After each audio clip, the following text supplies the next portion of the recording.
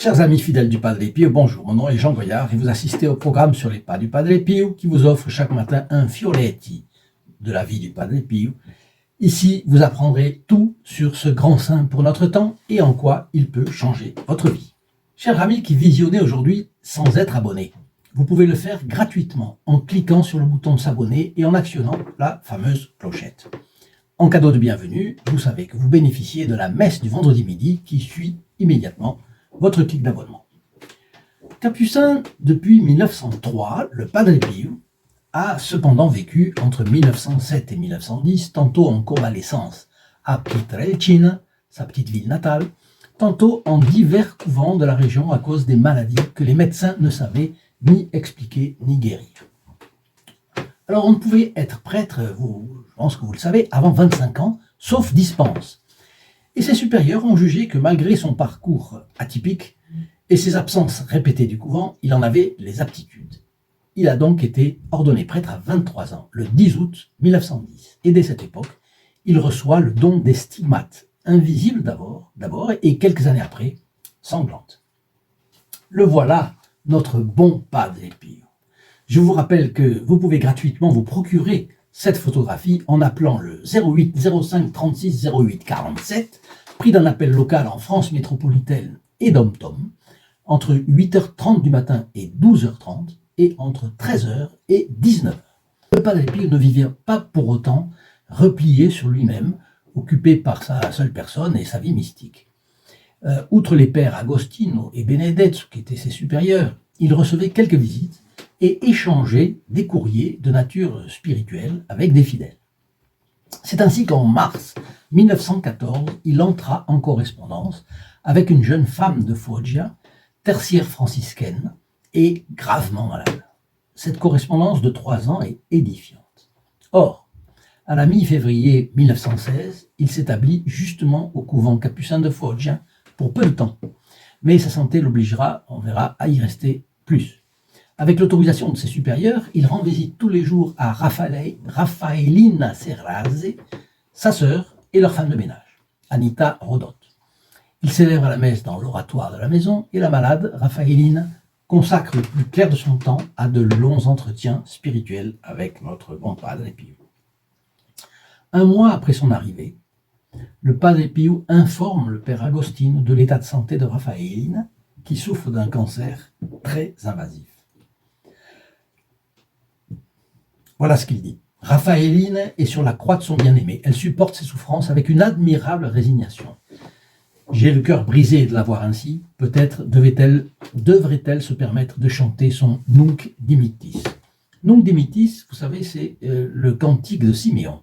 C'est un passage de l'évangile selon saint Luc, chapitre 2, versets 29 à 32, et il porte ce nom en raison de ses premiers mots en latin, Nunc Dimittis servum tuum Domine. Je vais vous le traduire pour que vous y retrouviez. Maintenant, Seigneur, vous laissez partir votre serviteur en paix selon votre parole, puisque mes yeux ont vu votre salut, que vous avez préparé à la face de tous les peuples, lumière qui doit dissiper les ténèbres des nations et gloire d'Israël, votre peuple. C'est extrêmement, c'est très joli, très poétique, mais vous savez justement que ce cantique est une belle prière. Mais dans ce que vient de nous dire le Padre Pio, on trouve plusieurs informations intéressantes pour nous. Parce que voilà ce qu'il... Première chose, en présence de la souffrance, Donna Raffaellina et fait preuve d'une résignation qui était absolument héroïque. Deuxièmement, elle a aussi atteint un palier au-delà duquel rien ne la retient plus en ce monde. Elle meurt avec un sourire de mépris pour ce qui est mauvais dans ce monde, n'est-ce pas? Elle n'a plus d'illusion sur ce monde. Enfin, le Padre Pio, qui apprécie la vertu plus que toute autre chose, se sentait soutenu par cette âme, lui qui s'est toujours trouvé dans un isolement phénoménal. Et ces informations constituent pour nous un bel enseignement. Quel bonheur si le Padre Pio était content de nous.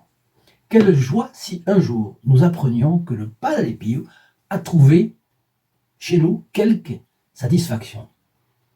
Connaissant le Padre Pio, le Padre Agostino, qui aura été son directeur de conscience de 1907 à 1922, mais là nous nous trouvons en 1916, c'est-à-dire il connaît le Padre Pio depuis 9 ans, le Padre Agostino s'attendait à un miracle. Et il s'était même étonné que le Padre Pio ne l'ait pas obtenu du ciel. Voilà ce que le Père Agostino a écrit au Padre Pio. J'ai entendu dire que vous-même avez administré l'extrême onction à Donna Raffaellina. Mais quel est le dessein du Seigneur? De mon côté, je m'attendais à un miracle pour la plus grande gloire de Dieu, pour le soulagement et le salut de tant d'âmes. Si c'est la volonté du Seigneur, je demande ce miracle. Sinon, fiat. Et de fait, ce n'est pas toujours que Dieu veut faire un miracle, même pour quelqu'un qu'il aime beaucoup, même à côté du Padre Pio, ou même pour une personne vertueuse. Et c'est un enseignement aussi pour tous ceux qui souffrent. Il est toujours bon de demander au bon Dieu, toujours. Mais parfois, la souffrance, ou même l'accumulation de la souffrance, de diverses souffrances, est un moyen pour nous de nous sanctifier. Rappelez-vous que notre Seigneur Jésus-Christ a dit un jour au Padre Pio que celui-ci se serait détaché de lui s'il avait été crucifié avec notre Seigneur. Puis rappelez-vous aussi le livre de Job, où Job, à un moment donné, dit à notre Seigneur, mais mon Dieu, Seigneur, vous ne me permettez même pas, vous ne me donnez pas le temps d'avaler ma salive entre deux souffrances. Mais c'est pour que cette personne soit plus haute dans le ciel. Alors, le Padre Pio a mis une diligence extrême à préparer sa fille spirituelle à la mort, ce qui est arrivé dans une grande sérénité à l'aube, à 4 heures du matin, du 25 mars 1916. C'était la fête de l'Annonciation. Et il est beau de voir qu'au terme de cette préparation attentive de 3 ans, par le Padre Pio, 3 ans de correspondance en réalité, et 1 mois d'entretien spirituel, il fut donné à Raffaellina Serasi, complètement abandonnée à la divine providence, d'expirer le jour consacré à cette grande fête de la Sainte Vierge. Donc c'était un beau signe pour elle, mais peut-être spécialement un beau signe pour le Padre Pio. Ce matin à 4 heures, nous avons élevé devant le trône du Très-Haut une âme de plus qui intercède pour nous. Raffaelline a terminé son voyage et a célébré son mariage avec son divin époux. Elle s'est endormie dans le Seigneur avec un sourire de mépris pour le monde. Bienheureuse est-elle. Voyez cette disposition d'esprit de Donna Raffaellina. Elle est morte avec un sourire de mépris pour le monde. C'est curieux, un sourire, mais de mépris. C'est-à-dire que parfois, quand on arrive à la mort, on n'a plus d'illusions sur ce monde. Et même avant, l'idéal, ce serait de garder, comme vous le savez, l'innocence de l'enfant et la sagesse du vieillard.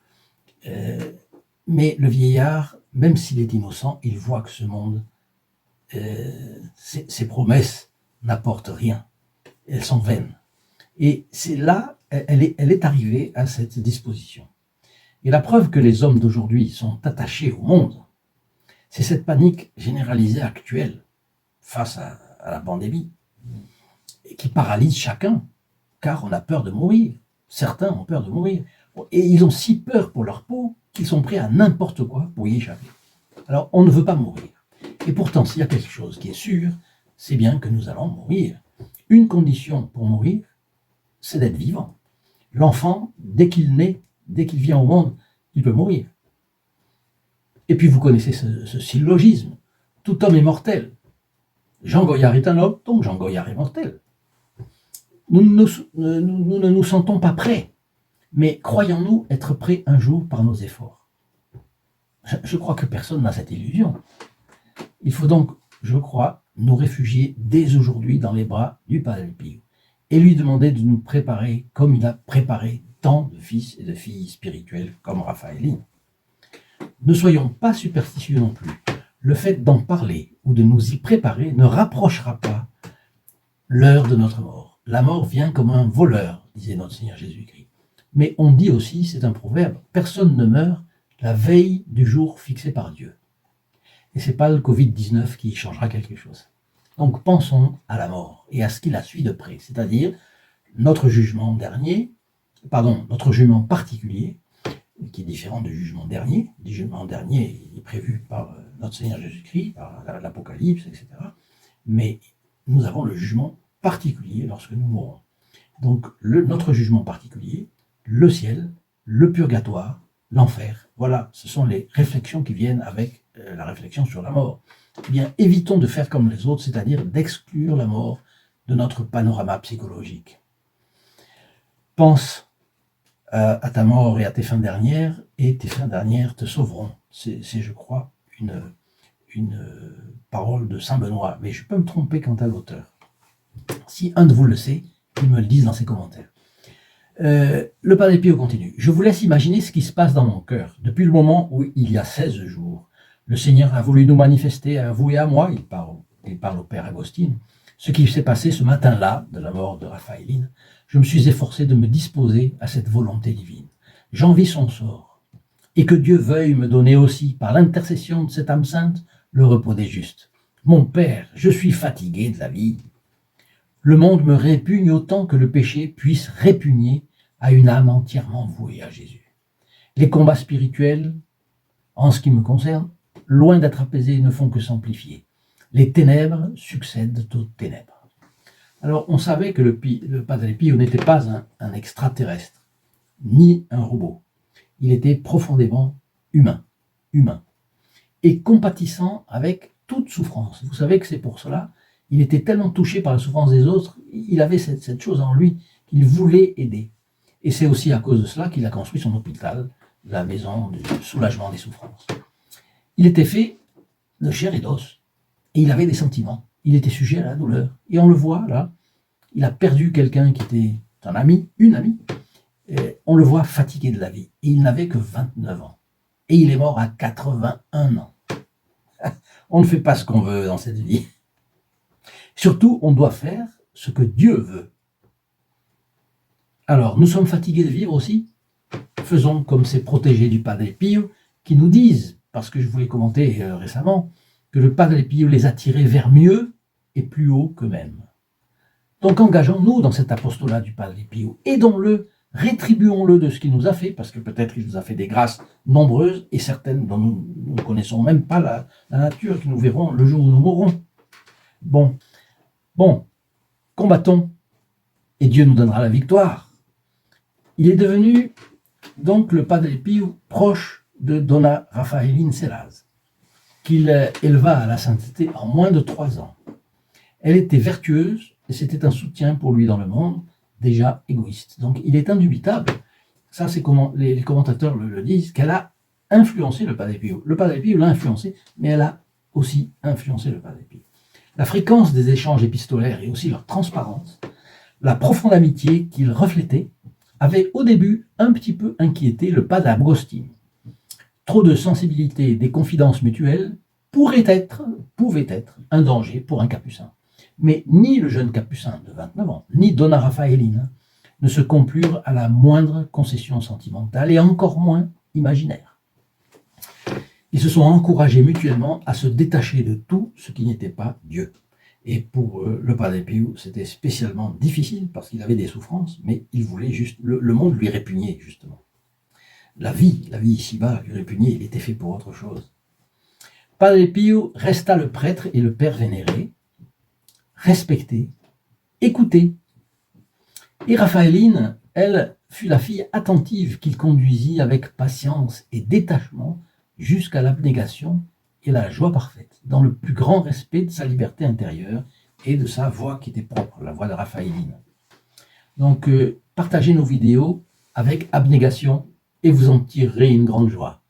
Et si vous voulez faire un pas de plus pour le Padre Pio, voyez le lien ici en bas dans la description de cette vidéo et la page dédiée aux protégés du Padre Pio. Vous verrez pourquoi eux aussi sont grandement rétribués par le Padre Pio et ce qui les rend contents. Je vous y donne rendez-vous.